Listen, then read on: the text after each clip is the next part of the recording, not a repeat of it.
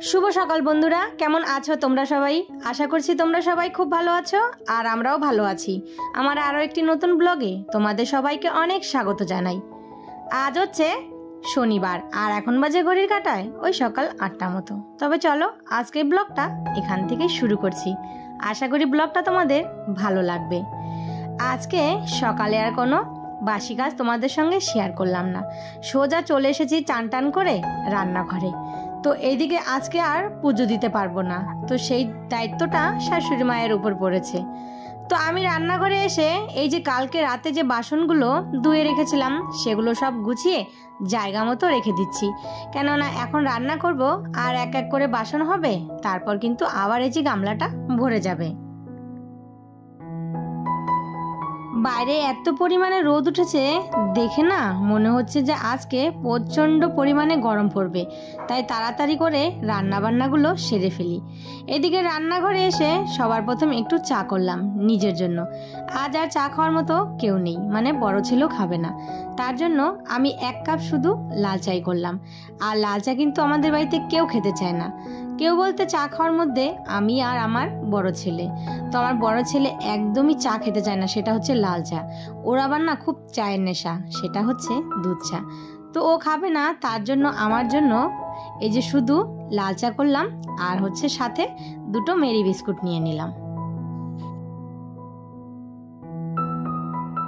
এইদিকে ভাতের হাঁড়িটা ভালো করে মেজে তারপর চালটা ধুয়ে ভাতটা বসিয়ে দিয়ে বাইরে এই যে চা আর বিস্কুট নিয়ে বসে পড়েছি। আর রোদ এই যে দেখো বারান্দায় থাকাই যাচ্ছে না। তো চলো আগে চাটাই খেয়ে নিই। ওইদিকে চাটা খেয়ে ভাতটা নামিয়ে তারপর দেখো সবজি কাটতে বসেছি। অমনি মনে হলো গাছে না 2টো বেগুন হয়েছে, আর ছাদে এসে দেখি গাছগুলো শুকিয়ে একদম দেখো নেতিয়ে গেছে। তো এই যে আজকে বিকেলবেলা ছাদে একটু এসে জল দিতে হবে, আর এত পরিমাণে রোদ থাকে ছাদে এসে না জল দেওয়ার সাহসটাই পাই না। তো এদিকে দেখো 2টো বেগুন তুলেছি ভালো, আর 2টো একদমই পোকা হয়েছে। আর এই যে বেগুন 2টো বড় হয়েছে এই 2টো কিন্তু খাওয়া যাবে। তো এই যে বেগুন 2টো দেখে ছেলের আবদার হয়েছে, বলছে যে আমাকে বেগুনি করে দাও। তো আমি বললাম এখন আর বেগুনি করব না, এই গরমের মধ্যে বেগুনি সেগুনি খেতে হবে না। তো এদিকে ডাল করেছি জানো তো, এই গরমের মধ্যে পাতলা করে একটু মুসুরির ডাল খেতে কিন্তু লেবু দিয়ে বেশ ভালো লাগে। তো এই যে ডালটা হয়ে গেছে সেটা ভালো করে কাটা দিয়ে তারপর একটু পেঁয়াজ আর হচ্ছে কালো জিরে ফোড়ন দিয়ে দিয়েছি। ডালটা নামিয়ে নিয়ে ওইদিকে আমি মাছের ঝোলটা বসাবো। তো এদিকে হাজবেন্ড বলছে খেতে দাও। তো এদিকে দেখো এত পরিমাণে গরম, তো হাজবেন্ড আর ছোট ছেলে দুজনে মিলে বসে পড়েছে এই যে বাইরের বারান্দায়। আর জানো তো এই যে সিঁড়ির নিচে বারান্দার এই জায়গাটা না একটু ঠান্ডা আছে, মানে ওই যে সিঁড়ির উপরে যে টিন দেওয়া আছে, ছাদ দেওয়া আছে, তো সেই ছাদের জন্য না এই জায়গাটা একটু ঠান্ডা, তাই দুজনে মিলে এখানেই বসে ভাতটা খেয়ে নিল। তো এদিকে আমার রান্না বান্নাও কিন্তু পুরো কমপ্লিট হয়ে গেছে। আজকে আর তোমাদের সঙ্গে রান্না শেয়ার করলাম না, যা পরিমাণে গরম পড়েছে তাড়াতাড়ি করে রান্না করে আমি এখন রান্নাঘর থেকে বেরোতে পারলে বাঁচি। তো এদিকে রান্নাঘরটা পরিষ্কার করে তারপর এই যে রান্নার যে মানে এই যে কিচেনের যে কাপড়গুলো এগুলো না একটু গরম জলে ভিজিয়ে দিলাম, একটু সার্ফ দিয়েছি, আর এতে না বেশ সুন্দর কিন্তু এগুলো পরিষ্কার হয়। তো মাঝে মাঝেই কিন্তু এই যে কাপড়গুলো একটু গরম জল করে তারপর এই যে নিমা দিয়ে ভিজিয়ে রেখে দিই, পরে একটু ঘষা দিলেই একদম পরিষ্কার হয়ে যায়। আর এইদিকে নির্মার কৌটাটা খালি হয়ে গেছিলো, তো সকালেই না সেটা আমি ভালো করে ধুয়ে তারপর রোদে দিয়ে দিয়েছিলাম। আর এদিকে কৌটোটাও শুকিয়ে গেছে, তো এই যে নির্মার প্যাকেটটা কেটে এখন এটা আবার ভরে রেখে দিলাম। আর পুরো 1 কিলোর নির্মা দেখো একটা কৌটোতেই কিন্তু একদম পুরো এঁটে গেছে। আজকে ভাবলাম যে ফ্রিজটা একটু হালকা হাতে পরিষ্কার করে নিই। ফ্রিজটা পরিষ্কারই আছে, শুধু একটু হালকা করে মুছে নিচ্ছি। আর মাঝে মাঝে এরকম মুছে রাখলে না মাসে একবার করে ডিপ ক্লিন করলেই বাস এটা কিন্তু একদম পরিষ্কার থাকে। তো এখন সবজি একদমই নেই, কালকে আবার বাজার আসবে, তারপর আবার কিন্তু ফ্রিজটা ভরে যাবে, তার জন্য আজকে একটু পরিষ্কার করে নিচ্ছি।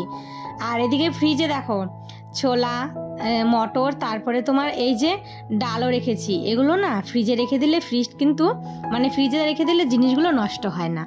আর কিছুটা জলও ভরে রেখে দিলাম। আর এইদিকে আমার ছেলে বসে বসে ড্রয়িং করছে। এত সুন্দর ড্রয়িং শিখেছে দেখো। এই যে একটা গণেশ ঠাকুর রেখেছে, সেটা কালার করছে। আর ঠাকুরটা এত সুন্দর হয়েছে দেখে আমিও কিন্তু একদম অবাক হয়ে গেলাম। তো এটা ওর আর্টের ম্যামকে ও দেখাবে। আবারও ফিরে আসলাম সেই সন্ধে 6:30টার সময়। তো এদিকে দেখো আবারও জানো তো বিকেলে একবার চান করেছি। এত পরিমাণে গরম আর থাকতেই পারছিলাম না। তো এদিকে কয়েকটা জামা কাপড় জমে গেছে, তো এগুলো এনে রেখে দিয়েছিলাম, সেগুলো না আর ভাঁজ করা হয়নি। তো এই যে এখন হাতে সময় আছে, তো এই জামা কাপড়গুলো সমস্ত ভাঁজ করে জায়গা মতো গুছিয়ে রেখে দিচ্ছি। আর এই যে এখানে না ছোট ছেলে জামা কাপড়গুলো আলাদা রেখে দেই, না হলে দুই ভাইয়ের জামা কাপড় যদি এক জায়গায় রাখি না পরে খুঁজেই পাই না। তারপর এই যে হাজবেন্ড নিয়ে আসলো সন্ধেবেলার জন্য একটু টিফিন। তো এটা হচ্ছে ভাজা মোমো বলে না, আমরা বলি টাইফো। মানে এটা কিন্তু মোমো, ভেতরে পুরোটাই মোমোর দেওয়া, মানে মোমোতে যা দেওয়া থাকে সেটাই দেওয়া আছে। আর এটাকে শুধু তেল দিয়ে ফ্রাই করে দিয়েছে, তার জন্য এটার নাম ভাজা মোমো। তো চলো আগে খেয়ে নেই, পরে কথা বলছি।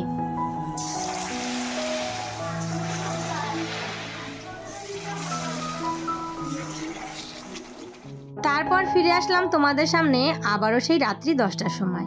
ছেলে বায়না ধরেছে রাত্রি 10টার সময় আমাকে বেগুনি করে দাও। আর এই যে বাধ্য হয়ে সেই বেগুনি করছি। তো এইদিকে ডাল আছে, মাছের ঝোল আছে, সাথে একটু বেগুনি হলে ভালোই হয়।